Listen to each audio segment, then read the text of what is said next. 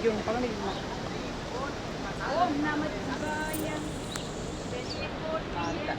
ஓம் நம சிவாய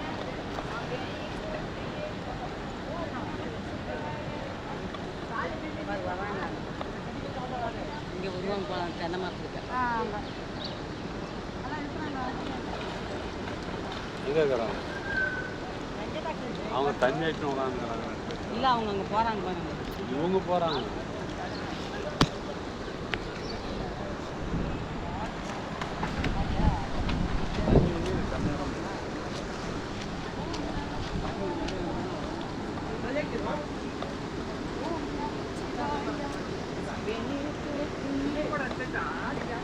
ஓம் நம சிவாய